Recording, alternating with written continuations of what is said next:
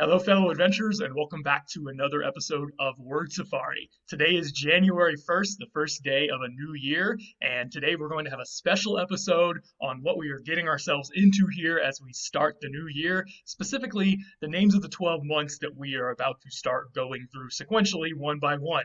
Now, you know these months very well because you have gone through them a number of times, as many years as you have been alive, but you may not know where their names come from. Some of them have some interesting stories behind them. So let's go through the months one by one in order, no surprises here, and talk about where these names come from and their etymologies and what kind of stories lie behind them. Of course, we're going to start with January. January comes from the Latin Januarius, and just so you know, all of these are going to come from their Latin names. None of these months come from another culture or another language. Of course, different cultures and different languages have always had different names for months, but in modern English and in most European cultures or cultures that have been affected by European culture, we get the names directly from the Roman names for these months. So we're going to be talking a lot about Roman stuff during this particular safari. So our name January for the month that we are now in comes from the Latin Januarius. Now, remember last safari we talked about how J was not a letter that existed in the classical Latin language. This was a letter that was essentially invented much, much later, many centuries after the classical Latin period. So when we get a word that has a J in it from Latin, it did not actually have a J in it. It actually had an I there in that same place. I and J basically used to be the same letter. So this word Januarius became January with the J, and that's how we spell it today in English, but it is the same word. What does Januarius mean? It comes from a Latin word Janus, which meant a door or an arch or something like that. So fundamentally, January is the door month. It's the month that you enter the door into a new year, and that's basically what it means. But it goes a little bit deeper than that. It actually comes from the name of a god who shares the name of the regular word for door or arch, which is Janus. We spell it with a J today when we want to write it. In English, some people pronounce it Janus, Janus, however you want to pronounce it.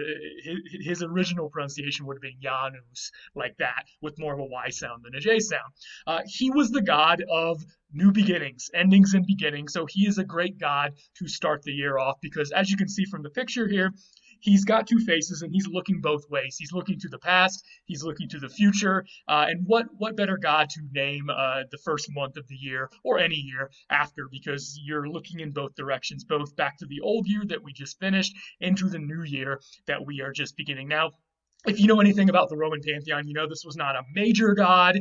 He was not one of the primary deities in the Roman pantheon, but he was one of their somewhat more minor deities, and they would remember him, especially during this time of the year. We have a cognate of this in English, and that is the word janitor. A janitor just comes from the Latin word janitor, and the tor ending is somebody who does something, or in this case is in charge of something. So the original meaning of the word janitor was somebody who's in charge of the doors. He stands there at the doors. He might be a guard. He might, take your money if there's an entrance fee or whatever it is.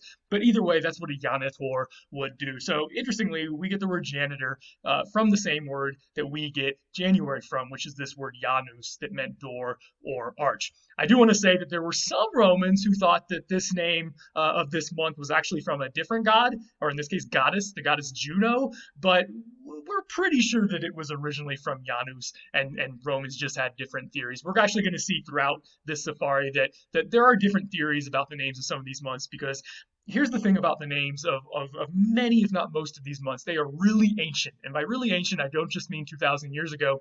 I mean that when the Romans were writing about them 2,000 years ago, these names were already ancient to them. They were the origins of these names were lost in the depths of what was their prehistory, essentially. And so they don't always know exactly where these names come from. And so there's some interesting debate in the classical Roman literature about them. And I'll try to give you a little bit of a window into some of these controversies, about what these names originally came from. Okay, let's move on to February, the second month, of course. It comes from the Latin Februarius, not a very different name there. We don't have to worry about any different letters or anything like that. Why was this month named Februarius? Well, it comes from the Februa, which is the name of a festival that would happen in the middle of the month. The original name of this festival was the Lupercalia. It later got renamed Februa, but even before it got renamed or rechristened, Februa was already an important word for this festival because it was the name of the items that they would use to purify. Because the Lupercalia was fundamentally a Roman festival of purification. You purify things. You want to get right with the gods. You want to get your own life right. You want to clean up. It's kind of a early spring cleaning, physically, spiritually, all of those ways.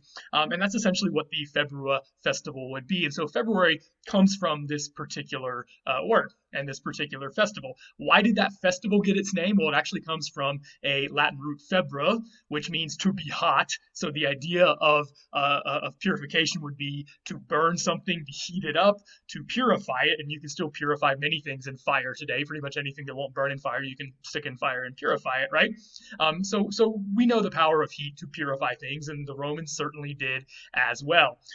What are some cognates? Well, fever. We actually get fever from this root through French, which is why the B has changed to a V, but it's still recognizably the same root, and so you can tell it's the same word ultimately there. Let's move on to March. Where does the name of March, our third month, come from? It was called Martius in Latin. We basically palatalized that TI to a ch sound, and that's why we call it March instead of Mart or Marty or something like that. Where does the name Martius come from? It's just connected to the god Mars, who is one of the major gods in the pantheon. The interesting thing about the name Mars is that the stem of his name is actually Mart. So if you put him in most of his forms, if you know about Latin, it has different case endings and things like that. If you put his name in most of his forms, it's going to be Mart with an ending and not just Mars. So the Mart in Martius comes from the stem of the god Mars and his name, and that stem Mart there. So why would the name of March come from the god Mars? Well, again, if you know about Roman mythology, connected, of course, as it is to Greek mythology, you know that Mars or his counterpart Ares in Greek mythology is the god of war. So war is something that would have been a major activity in the month of March. Kings of different countries and cities would be waiting all winter.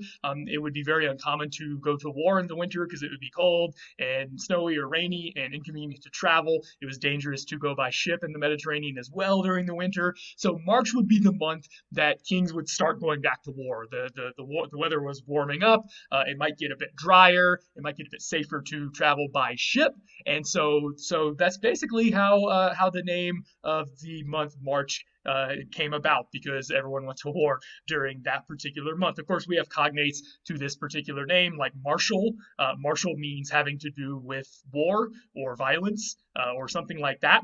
And of course, Martian comes from this because, as you know, the name of one of our planets in our solar system, the red planet, is Mars. And that moniker goes all the way back to antiquity. The ancients saw that red speck up there and they named it Mars because it's red, or it looks red, and they associate that with blood, the war god. And so there's a reason that Mars got its name. And of course, our adjective Martian just has something to do with any hypothetical beings who might come from the red planet to here.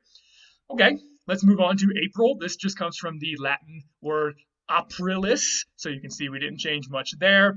We're pretty sure that this is connected to the Latin word aperio, and aperio was just a word in Latin that meant to open. And so it makes sense that this was named the opening month because, at least in that part of the world, it's the month when flowers would open up and bloom and plants would start budding and growing. It's really when spring starts to get into full bloom, as it were. So you can see why the name of the month April would come from a Latin word that meant to open. But once again, there were different theories about this, and some people in antiquity thought that it was named after Aphrodite. And there are actually some good linguistic reasons to think it might have been named after Aphrodite, even though it doesn't have the H in it. We say April, not April, or something like that. There are reasons for that, because in Etruscan, the name Aphrodite did not have an H there. It started with opera, basically. So some Romans thought that this might be connected to Aphrodite. And if you think about it, that would also make sense because Aphrodite is the god of sex and love and new birth and what happens in the spring. All the animals start mating and giving birth to their young. So you could see how this could be a month named after the plants reproducing or the animals reproducing. Those are basically the two best options that we have, and they both kind of make sense. If this name comes from aperio, the word for to open, then cognates would be something like aperture. The aperture, for instance, in a camera is the opening, or an aperitif is a drink that you have before you eat something to sort of open up your digestive system, so you can see where that would come from. Let's go on to May, another month that has some different etymologies that the Romans already were debating about 2,000 years ago. We know that the Latin name was Maius, again, not very different from our word May. We didn't change it much. The best guess that we have is that Maius comes from the name of the goddess Maya. Again, just like Janus, Maya is not like a really big goddess in the Roman system. She is a fairly minor figure in both Greek and Roman mythology, although originally those might have been two separate Mayas in Greek and Roman mythology, but they later got conflated together, as with most things. In Greek mythology, Maya was the mother of Hermes, and so she was important for that reason, mostly. In Roman mythology, she may have originally been a kind of earth goddess, and maybe rather important, at least at an early date, before the Romans assimilated a lot of Greek ideas into their system. So our best guess is that May comes from the goddess Maya, and it's named after her, but some Romans thought that it was actually named after the Maiores. The Maiores comes from the word Maior, which is where we get major. Again, we put a J in there where the I is and say major instead of Maior. So you can kind of see what this word would mean. Romans used this to mean people who were above them in the genealogical tree. Maiores means the elders, the betters. It can really mean both of those things. And it's the regular word that the Romans used to refer to their ancestors. So some people thought that May was actually a month named after the ancestors. As with many ancient, very conservative cultures, they really held their ancestors in high regard, sometimes going so far as to semi-worship them, not as gods, but as somebody you, of course, want to be in touch with in some way, shape, or form. So it kind of makes sense if they would name a whole month after their ancestors. Either way, whether the name of May comes from the goddess Maya or from the Maiores, the ancestors, these both probably come from the root Mag, which we have seen a long time ago in a previous safari, much earlier on here on Word Safari. And this Mag root means something like great or big. As a verb, it can mean to become big or to make big or something like that. So we get a lot of words like magnify, which of course just means to make something bigger, magister, magistrate, all these things, majesty, major. All of these words come from this Latin root Mag, and it goes all the way back to Indo-European as well. So either way, May comes from the Mag root. It is the great month, literally, etymologically. Let's move on to June. June was Latin Junius, and just like we saw with January, that I has become a J in modern English, but it originally would have been spelled as an I with more of a Y sound, so Junius would have been how this would have been pronounced more or less. We think that this comes from the goddess Juno, and her name would have been Juno. Again, they didn't have a J. Her name would have been Juno, so it makes sense that Junius might have been named after Juno, but again, there were other theories. So some people thought that the name of the month June was actually named after a different goddess, Juventas, and Juventas just means youth. It's if you don't use it as a proper noun, it just means youth. But as a goddess, it's the goddess of youth. And there were some theories floating around that maybe June came from Juventas and not Juno. The people who argued for that theory said, well, it makes sense if May is named after the elders, our ancestors. June is named after youth, younger people, and so it kind of all balances out. May, June, you get both sides of the coin there. But we might not have to argue about this because ultimately, kind of like we saw with May, both of these theories probably come from the same root, because our best guess as to where the name Juno comes from is this youth root. So either way, it probably comes from this youth root, and we of course get words like junior with the J there instead of the I, and rejuvenate, which means to make somebody or something young again. So you can see where those are coming from, these same words here in Latin. And either way, they're definitely cognate with June, no matter which of these two theories you prefer. All right, we've gotten the first 6 months down. Let's go to the last 6 months of the calendar. Of course, we're starting here with July. July comes from Latin Julius. Same thing has happened where the I has become a J, so you're probably used to that by now. Where does Julius come from? You might know this. It's named after Julius, aka Julius Caesar, and his first name was Gaius, but that's not what they used to name the month after. This was not the original name of the month because, of course, Julius Caesar was assassinated in 44 BC, and the Roman Senate voted to rename this month after him after he was assassinated, not during his life. So 44 to 43 BC is the first time that anyone would have called this month July. So it had a previous name before it was renamed after him, and that name was Quintilis. What does Quintilis mean in Latin? It's actually a pretty boring name. It just means fifth. It was the fifth month. Now, if you do the math on your fingers or otherwise, you probably realize that there's something wrong here because, as we know, July is not the fifth month of our calendar. July is the seventh month of our calendar. So could they just not count or what? Well, as it turns out, this is something that it helps to know a little bit about the history of the Roman calendar to understand because way back in Roman history, and I mean way before Julius Caesar, way before the classical period, way before we have any Roman literature, in the really early semi-mythical days of the Roman Republic, or even back into the Roman Kingdom before it was a republic, the Roman calendar started in March. So March would have been the first month of the year, and then if you count forward from March, you get to July, and it's the fifth month of the year. So it makes sense that July would have originally been called the fifth month because, again, really far back in history, even by the time of the classical period, what would have been to them really far back in history, the Roman calendar started with March, and many calendars around the world start in the spring. So it kind of makes sense that the really antique Roman calendar would have started in the spring and not in the middle of winter before they changed it. And by the way, we don't know exactly when they changed it. There are two theories that are propounded in Roman literature, but they're both a long time ago by the time of the Roman classical period, and the Romans seem to have forgotten exactly when this change happened, but we know it did. If for no other reason, then this month used to be called Quintilis, and as we're going to see, some other months still have some numbers in them as well. What are some cognates? Obviously, the name Julia, or the name Julie, the name Julius, obviously come from Julius, the name Julius that we get the name July from in the month.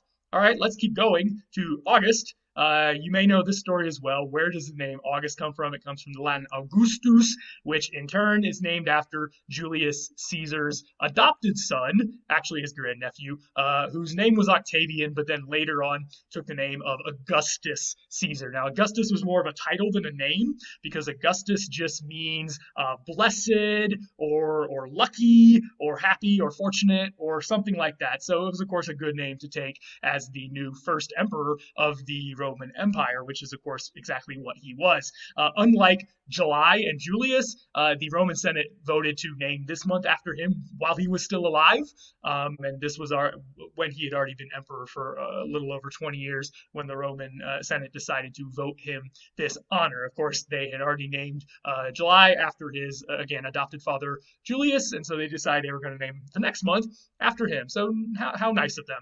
Again, that means it had an original name, and that original name was Sextilis. Sextilis just comes from the Roman word for sixth. That's essentially all that name means. And so you can see that that once again we have a number here. This month used to be named after a number that ironically had not applied for hundreds of years by the time the Roman Senate actually renamed this month. There are some cognates to August. Again, this aug root could mean to be fortunate or happy or lucky, or to figure out what the will of the gods is so that you can be fortunate or happy or lucky. So augury is the science, or I don't know if you want to call it science, but the study of how to read the world around you, omens and that kind of thing, to discern and understand the will of the gods. We still use this word today if something augurs well. You don't necessarily have to believe that the gods are trying to tell you anything in nature to believe something augurs well. It just means it bodes well. It looks like all of the omens are pointing in the right direction. Augment also comes from this because the really fundamental meaning of this root going all the way back to Indo-European is to grow, and to augment something is to grow it in some way, shape, or form. So you can see how those would be connected.